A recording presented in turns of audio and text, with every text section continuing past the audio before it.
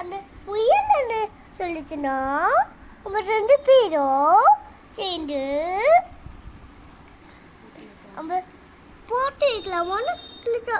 முயல் ஆமாண்ண போட்டின்னு கேட்டுச்சா. அதுக்கு முயல் வந்துட்டு ஒரு ஒரு அந்த அந்த சின்ன மலை வரைக்கும் போகலாமான்னு கேட்டுச்சா. ஆனால் நான் ஃபீடாக ஓட மாட்டேன்னு சொல்லிச்சா. ஆமாண்டுச்சு. அப்போ அவங்க 2 பேரும் முயலும் ஆமையும் ஸ்டார்ட் பண்ணாங்களா போட்டு. அப்புறம் முயல் ரொம்ப தூரம் போயிடுச்சா.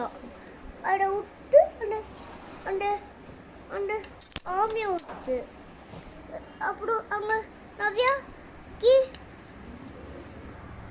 நல்லா கேரட் முள்ளங்கி கேரட் புல் அதெல்லாம் இருந்துச்சான்.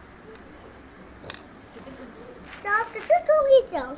அப்புறம் ஆமை ஸ்லோவாக போய் ஆமை தேய்ச்சிச்சான். இந்த கடையில் இருந்து என்ன தெரிஞ்சுன்னா முயல் மாதிரி சோம்படியாக இருக்காம ஆமை மாதிரி சுடு சுடுப்பாக இருக்கணும்.